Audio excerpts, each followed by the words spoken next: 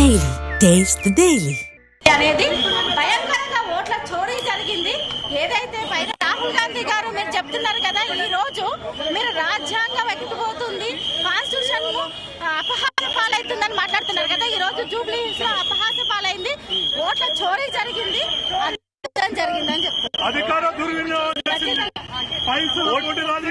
Vote చోరీ పైన ఏమైనా కంప్లైంట్ చేశారు? డబ్బులతోటి మేము మొదటి నుంచి కూడా కొట్లాడుతూ ఉన్నాము, పోలింగ్ రోజు కూడా కొట్లాడినాము. ఈ రోజు పోలీస్ వ్యవస్థ కూడా వాళ్ళ చేతుల్లో పెట్టుకొని చెప్పి అధికారం ఉందని చెప్పి దొంగ ఓట్లు వేయడము, కొన్ని వందల వేల దొంగ ఓట్లు వేయడం జరిగింది. అది ప్రతి ఒక్కరికి తెలిసిందే. 10 ఏళ్ల అధికారంలో ఉన్న బీఆర్ఎస్ కి ఎందుకు ఓట్లు వేయలేదు ప్రజలు? ఖచ్చితంగా బీఆర్ఎస్ పార్టీ వైపు ప్రజలు అది మీడియా కూడా తెలుస్తుందండి. దొంగ ఓట్లు వేయండి 2 రోజుల్లో ఎలా మారుద్ది. కాబట్టి ఓట్ల చోరీ జరిగింది.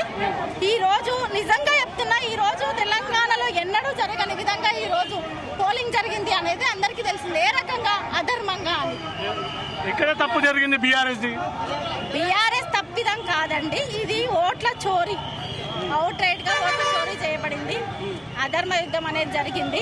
పోలింగ్ రోజు భయపెట్టడం జరిగింది. పోలీసులు అవుట్ రైట్ గా వాళ్ళకి సపోర్ట్ చేస్తూ ఉన్న సంగతి కూడా చూసాము. కనీసం మా ఏజెంట్లను కూడా భయభ్రాంతులకు గురి చేయడం చూస్తాము. అంటే కాబట్టి ఈ రోజు ఏం చెప్తున్నా అంటే 10 ఏళ్లలో ఏ రోజు కూడా ఇటువంటి ఎలక్షన్ మేము చూడలేదు. ఎలక్షన్ అయినంబడే కూడా మేము ఈ రకంగా ఎన్నిక జరిగింది కాబట్టి ఎన్నోసార్లు క్వశ్చన్ చేసాం, మీడియా సాక్షిగా క్వశ్చన్ చేసాం, కంప్లైంట్ చేసాము. ఈ రోజు ఎన్నిక చెల్లకుండా నిర్ణయాలు తీసుకోవాలి. గోపీనాథ్ సింపతి కూడా వర్క్ చేయలేనట్టుంది. సింపతి వర్క్ చేయకపోవడం కాదండి, ఒక రకంగా చెప్పాలంటే ప్రజలు ఓట్లు అనేవి ఏ రకంగా డిసైడ్ అయ్యింది, చోరీ చేయబడిందని మేము ఇంటిదిగా చెప్తున్నాము. చెప్తుంటే మళ్ళీ మిగతా ప్రజలందరూ జెన్యున్ గా వేసిన పైసలు ఇటువైపు ఉన్నారు.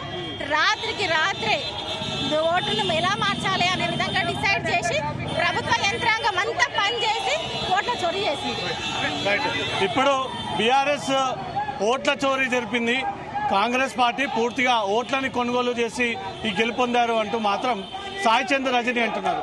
కెమెరా పర్సన్ క్రాంతితో రవితేజ, జీ న్యూస్, హైదరాబాద్.